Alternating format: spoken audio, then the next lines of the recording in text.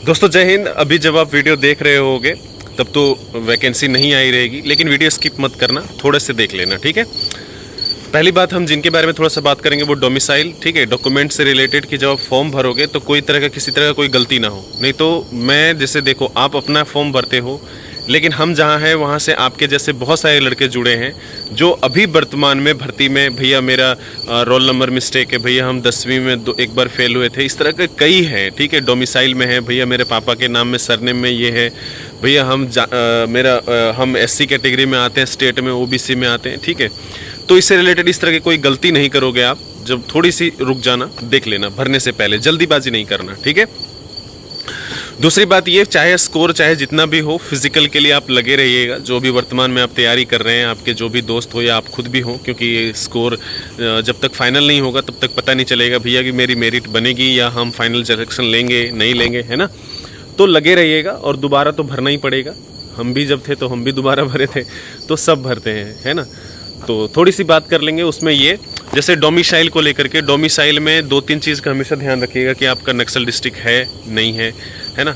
Age relaxation जब आप लेते हो तो उसका ध्यान रखना है कि जो आप कैटेगरी में बिलोंग करते हैं स्टेट में, सेम वही कैटेगरी, जैसे मान लो कि हम अगर एससी कैटेगरी में हैं या ओबीसी कैटेगरी में हैं और सेंट्रल में हो सकता है कि हम ओबीसी से जनरल में आते हों, ऐसा भी होता है।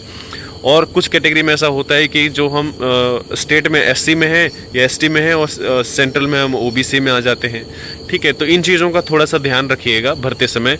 कई बार होता है कि हम एज रिलैक्सेशन ले लेते हैं, मान लो कि कोई एससी में भर दिया, 2 साल का एज रिलैक्सेशन लिया, लेकिन अब जनरल में तो वो जा सकता है, लेकिन एज रिलैक्सेशन ले लिया, इसकी वजह से वो तो अब नहीं जा पाएगा, है ना। तो इन चीज़ों का थोड़ा सा ध्यान रखिएगा। ध्यान रखने का एक ही उपाय है, आप जो मैं बता रहा हूँ डोमिसाइल से रिलेटेड कोई वीडियो एक ज़रूर सर्च करना यूट्यूब पे, थोड़ा सा देख लेना, 2 मिनट, थोड़ा सा टाइम देना, स्पेंड करना भरने से पहले, ठीक है। कास्ट का बता दिया, सरनेम का, अपना पिताजी का, ये सब नाम में बहुत ध्यान रखना, ठीक है। भरना ही नहीं, थोड़ा सा इंतजार करना, उसके बाद भरना। दूसरी बात, एक और चीज़, कल से भरने लग जाओगे। और दूसरी एक और चीज़ क्या है, जो 10th का मार्कशीट है, ठीक है, वही आपका डेट ऑफ बर्थ है, वही आपका सब कुछ वही है, सीधी बात समझो आप, ठीक है, सब कुछ वही है, ठीक।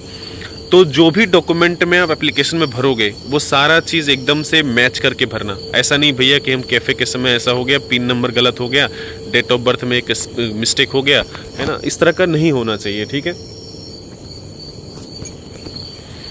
उसके बाद सबसे ज़्यादा चीज़ होता है, जो डोमिसाइल हो गया तो कास्ट हो गया, फिर 10th की सर्टिफिकेट में जल्दीबाजी नहीं करना।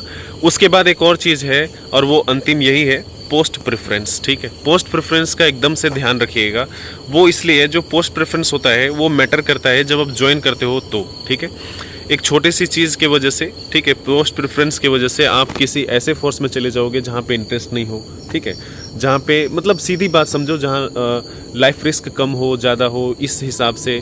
या फिर ठीक है, जैसे कोई बहुत अच्छा स्कोर ले आता है, लेकिन वो या तो एसएसबी में नहीं जा पाता, सीएसएफ में नहीं जा पाता, या बहुत अच्छा ले आया तो एनसीबी, एनआईए या जो भी है एसएसएफ, उन सब में नहीं जा पाता।